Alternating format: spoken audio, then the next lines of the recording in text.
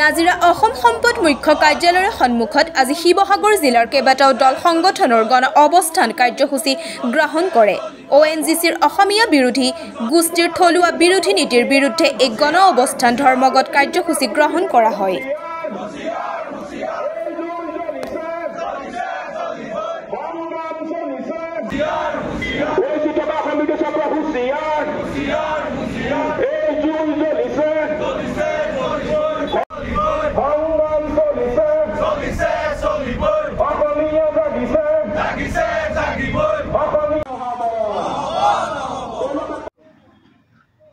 আমি শিৱসাগৰ জিলাৰ বিভিন্ন জাতীয় জনগোষ্ঠীয় সংগঠনে একত্ৰিতভাৱে দীৰ্ঘদিন ধৰি ONGCত চলি থকা কেতবোৰ থলুৱা বিৰোধী নীতিৰ বিৰুদ্ধে আমি স্মাৰক পত্ৰ প্ৰদান কৰি আহিছোঁ। কিন্তু অতি পৰিতাপৰ বিষয় যে আমাৰ সংগঠনসমূহৰ বিষয়বিলাক কিন্তু এই মুহূৰ্তলৈকে ONGC কৰ্তৃপক্ষই অকণমানো গুৰুত্ব দিয়া নাই। আমি ONGC কৰ্তৃপক্ষক প্ৰশ্ন কৰিব বিচাৰিছোঁ, কিহৰ বাবে তেখেতসকলে ONGCৰ পৰা আমাৰ শিৱসাগৰৰ পৰা তেখেতসকলৰ গুৰুত্বপূৰ্ণ কাৰ্যালয় ফাইনেন্স ডিপাৰ্টমেণ্টটো, ইয়াৰ পৰা কিহৰ কাৰণে তেওঁলোকে জিঅ'লজি বিভাগটো, কিহৰ কাৰণে কেমেষ্ট্ৰি বিভাগটো, কিহৰ কাৰণে HR বিভাগটো তেখেতসকলে ইয়াৰ পৰা স্থানান্তৰ কৰি লৈ গৈছে। ইতিমধ্যে আমাৰ হাতত তথ্য আহি পৰিছে যে ONGCৰ ভিতৰৰ এটা বাহিৰাগত চক্ৰই ষড়যন্ত্ৰমূলকভাৱে ONGCৰ প্ৰায়সমূহ কাৰ্যালয় শিৱসাগৰৰ পৰা লৈ যোৱাৰ এটা পৰিকল্পনা কৰিছে। ইয়াৰ উপৰিও ইয়াত চলি থকা কেতবোৰ অসম বিৰোধী নীতি আমি বাৰে বাৰে তেখেতসকলক উনুকিয়াই আছোঁ যে এই নীতিসমূহ তেখেতসকলে পৰিহাৰ কৰিব লাগে। তেখেতসকলৰ যি CSR ফাণ্ড আছে, এই ফাণ্ডবিলাকৰ জৰিয়তে আমাৰ যিসমূহ তৈলক্ষেত্ৰ এলেকা আছে, তৈলক্ষেত্ৰ এলেকাবিলাকত উন্নয়নৰ কাৰণে অকণমানো তেখেতসকলে কাম কৰা নাই।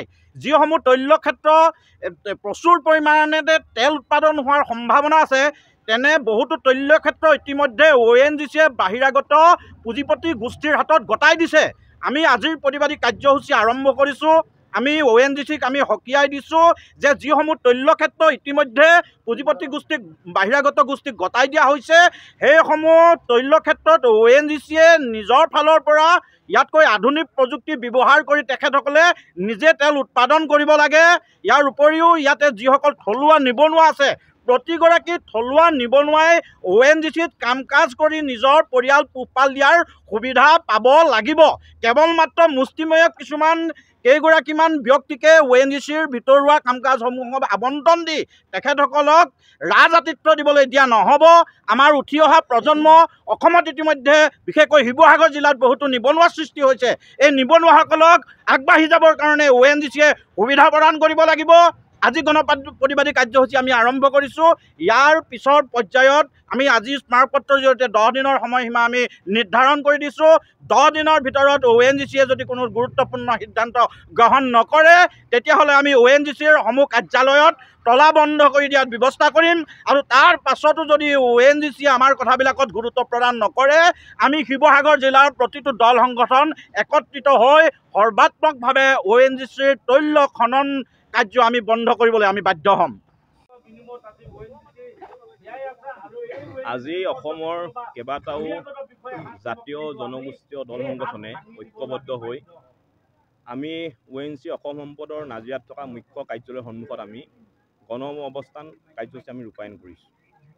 মূল কথাটো হৈছে যে ONGCত থকা একাংশ অসম বিৰোধী চক্ৰই বাৰে বাৰে আমাৰ সম্পদটো ধ্বংস কৰিবলৈ উঠিবই লাগিছে। ইতিমধ্যেই আমাৰ শিৱসাগৰত থকা অসম সম্পদৰ কেইবাটাও গুৰুত্বপূৰ্ণ বিভাগ তেওঁলোকে বহিৰাজ্যলৈ লৈ গ'ল। এতিয়া কথা হৈছে, তেল আমাৰ ইয়াত খনন কৰিব, তেল আমাৰ ইয়াৰ পৰা নিব, আৰু কাৰ্যালয়সমূহ যদি গৈ দিল্লী গুজৰাটত থাকে, আমাৰ অসমীয়া মানুহে কি কৰি খাব? আমি তেল দিম আৰু তেওঁলোকে গুজৰাটত কোনোবা বহিৰাগত মানুহে AC ৰুমত বহি কাজু বাদাম খাই থাকিব, এনে কথাবোৰতো হ'ব নোৱাৰে। তেল যেতিয়া আমি দিছোঁ, কাৰ্যালয় ইয়াত হ'ব লাগিব। কাৰণ এই ONGCৰ লগত অসমৰ অধিকাংশ নিবনুৱা যুৱক যুৱতী জড়িত হৈ আছে। কোনোবা গাড়ী এখন চলাই খাইছে, কোনোবা ঠিকা টুকুলি এটা কৰি খাইছে, কোনোবাই ইয়াত চাকৰি কৰিছে। বিভাগসমূহ ইয়াৰ পৰা গুচি যোৱাৰ লগে লগে ইয়াত তেওঁলোকে কি কৰি খাব? এতিয়া আমি গম পোৱা মতে ONGCত এতিয়া কেৱল নামমাত্ৰ কেইখনমান নামফলক থাকিব, সকলোবোৰ ইয়াৰ পৰা লৈ যাব। বোলে এই ধৰণৰ অসম বিৰোধী কাৰ্যকলাপৰ কৰি থাকিলে আমিতো চাই থাকিব নোৱাৰিম, প্ৰতিবাদ কৰিবই লাগিব।